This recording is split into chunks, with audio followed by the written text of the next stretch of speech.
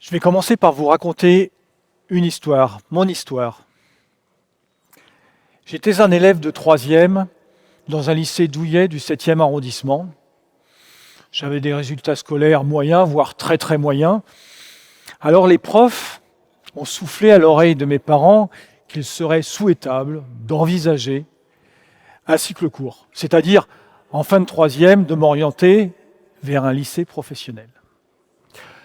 Alors je me suis retrouvé devant une conseillère d'orientation qui, après m'avoir fait passer une batterie de tests psychologiques, m'a posé la question suivante. Alors jeune homme, qu'est-ce que tu veux faire comme métier? Déjà qu'à cet âge-là, on ne sait pas ce qu'on va faire après-demain. Un peu difficile de répondre à la question. Alors j'ai répondu cuisinier. Je ne sais pas pourquoi. Peut-être ma bonne étoile ou quelqu'un là-haut qui m'a soufflé ça à l'oreille. En tous les cas, j'étais vraiment pas prédestiné à faire ce beau métier de partage, de générosité au service des autres, car fils de notaire, dans les années 70, ce métier était plutôt considéré comme une voie de garage, alors qu'aujourd'hui, c'est la voie de futures stars. Et oui. Mais dès mon apprentissage, sans le savoir, j'étais déjà un cuisinier éco-responsable. Alors pourquoi sans le savoir? Parce que à l'aube des années 80, on ne parlait pas d'anti-gaspi, on ne parlait pas d'approvisionnement local, de saison, car pour certains c'était une normalité et d'autres ils l'avaient oublié. Ça c'était le monde d'hier. Mais dans le monde de demain, qu'allons-nous manger, qu'allons-nous mettre dans nos assiettes? Alors il faut se poser 3 questions. La première, où en sommes-nous aujourd'hui? La seconde, quels sont les défis? La troisième, quelles sont les solutions? Aujourd'hui, sur Terre, nous sommes en 2023, 8 milliards d'êtres humains. Les prévisions pour 2050 sont de 10 milliards, alors que s'épuisent les ressources naturelles et s'intensifie le réchauffement climatique. Nous consommons beaucoup de protéines animales, trop de protéines animales. Depuis les années 50, depuis 1950, nous avons multiplié par 7 notre consommation de viande bovine, qui, comme tout le monde le sait, est très impactante pour le climat, mais aussi très impactante au niveau de l'eau. À titre indicatif, il faut 15 000 litres d'eau, je dis bien 15 000 litres d'eau, pour produire 1 kilo de viande bovine. Concernant nos océans, ce magnifique garde-manger, comme l'aime le nommer le chef Olivier Rollinger, nos océans sont menacés. En effet, la plupart des espèces de poissons sont surexploitées et menacées d'extinction. Et enfin, vous ne le savez peut-être pas, mais chacun d'entre nous, chaque année, on gaspille 30 kilos de nourriture. 30 kilos de nourriture, c'est-à-dire 10 millions de tonnes en France de nourriture. Alors, ça, c'est la réalité de notre système alimentaire à l'heure actuelle. Quels sont les défis? L'idéal, je dirais qu'il faudrait produire plus pour nourrir plus, en préservant une qualité alimentaire. Il va donc falloir modifier notre façon de travailler en agriculture, qui est très énergivore en pétrole, afin de réduire l'empreinte carbone, l'empreinte eau, préserver nos sols tout en réduisant les pesticides. Et puis, selon la FAO, l'Organisation mondiale des Nations Unies, il va falloir produire encore plus. Au niveau de l'agriculture, il va falloir augmenter de 70% notre production agricole, alors que nous ne pourrons augmenter que de 4 à 5% les terres cultivées. Alors, quelles sont les solutions? Eh bien, vous savez, la première solution, elle est à la portée de tous. C'est le gaspillage alimentaire. Et le gaspillage alimentaire, il commence chez nous. On se souvient tous, moi compris, avoir mis le verre de poireau à la poubelle pour utiliser que le blanc. On se souvient tous avoir mis directement la carcasse de poulet à la poubelle alors qu'on aurait pu la mettre dans une casserole avec de l'eau et faire un bouillon pour le lendemain ou le surlendemain. On a tous équeuté un peu rapidement des fraises en laissant une partie rouge de la fraise sur la queue et mettre tout ça à la poubelle. Donc vraiment, c'est quelque chose de très facile. S'approvisionner localement, de saison, c'est bon pour notre santé, puisqu'on va consommer des produits frais, puisqu'ils auront très frais, puisqu'ils auront beaucoup moins voyagé. Et comme ils auront moins voyagé, ils seront beaucoup moins impactants pour la planète. N'utiliser que des produits, que des poissons issus de la pêche durable. Alors qu'est-ce que ça veut dire un poisson issu de la pêche durable? C'est un poisson dont les stocks sont suffisamment importants pour ne pas mettre en péril les espèces. C'est un poisson qui est suffisamment grand, c'est-à-dire qui a eu sa maturité sexuelle, qui s'est reproduit avant qu'on le mange. Et c'est un poisson qui a été bien pêché, donc avec des méthodes de pêche durables qui n'ont pas saccagé les fonds marins. Mais aussi, l'autre solution, c'est de changer notre façon de nous alimenter. Vous savez, être respectueux de l'environnement, être attentif à notre planète, ce n'est pas et ce ne doit pas être punitif. C'est trouver des solutions pour continuer de jouir et de se réjouir des plaisirs de la vie. Alors je ne vous dis pas de devenir végétarien ou vegan. Je respecte tout à fait les personnes dans la salle qui le sont, qui ont choisi ce régime alimentaire.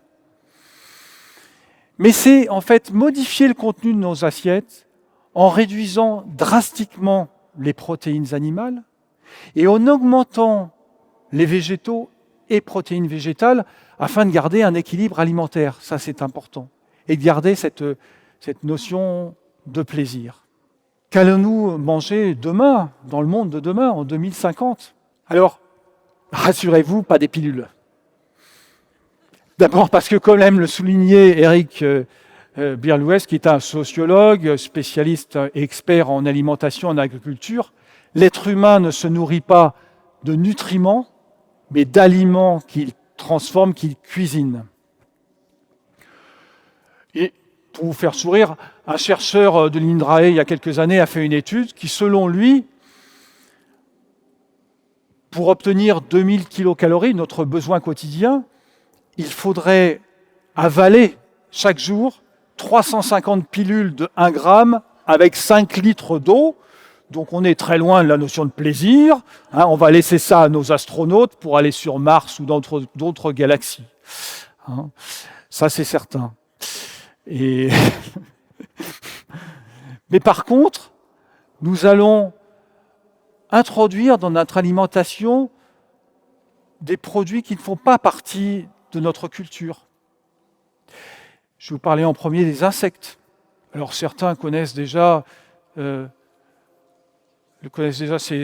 insectes sous forme de farine.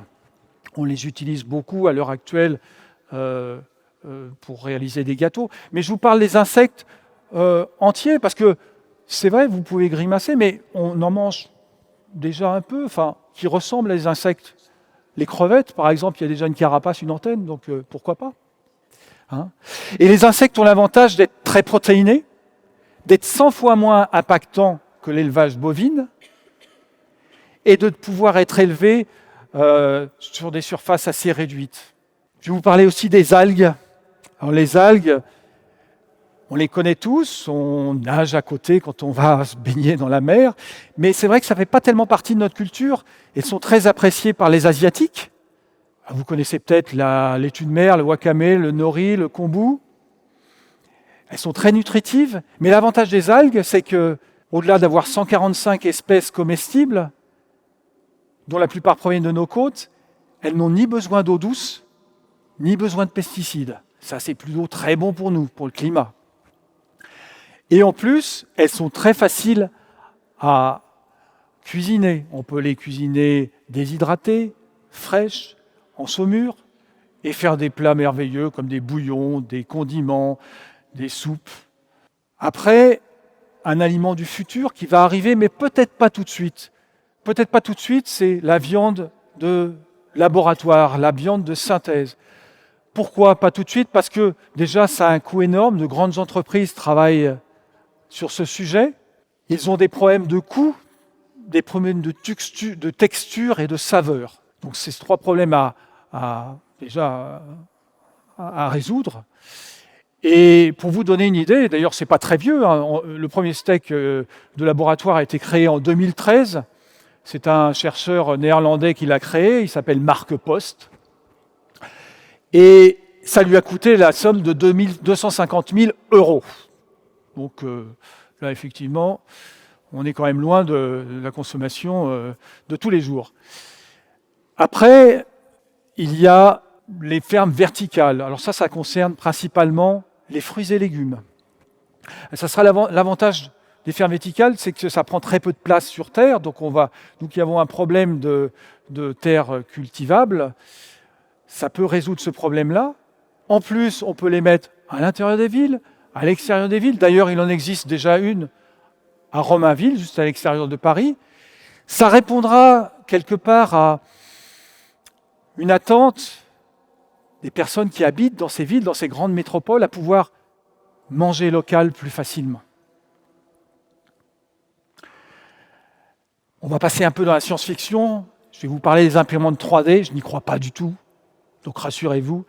Ça me rappelle trop ce fameux film de Louis de Funès, L'aile ou la cuisse. Je ne me vois pas en train de préparer mon assiette avec une imprimante 3D. Et je crois que ça, et j'espère qu'on ne le fera jamais. Mais par contre, pour réduire l'empreinte carbone, pour nous aider à optimiser les produits, pour nous aider à réduire l'effort physique, je crois beaucoup à l'arrivée de la robotisation en cuisine. Alors, rassurez-vous, quelque part, pas dans les cuisines étoilées, les cuisines de prestige, où là, l'artisanat sera toujours de rigueur, avec de vrais cuisiniers, et avec surtout le consommateur qui pourra payer des additions salées. Mais dans les cuisines plus abordables, les cuisines de restaurants qu'on peut se payer tous les jours, il y aura toujours un cuisinier qui sera là pour créer ces recettes, mais qui seront mis en œuvre par ces bras robotisés et qui permettront de réduire l'effort physique tout en garantissant une qualité alimentaire et en respectant l'environnement. Et vous verrez, très rapidement, ça arrivera chez vous, dans vos cuisines. Pour conclure, je dirais que notre alimentation de demain ne se fera qu'avec le retour aux vraies valeurs. Respect du monde animal, respect et valorisation de nos agriculteurs, tout en leur donnant de nouvelles technologies afin qu'ils puissent réduire l'empreinte carbone et réduire l'empreinte eau et nourrir la population mondiale. Notre alimentation de demain, c'est nous tous qui allons la construire avec notre bon sens. Nous devons rester maîtres de notre alimentation. Nous devons être des consommateurs. Merci.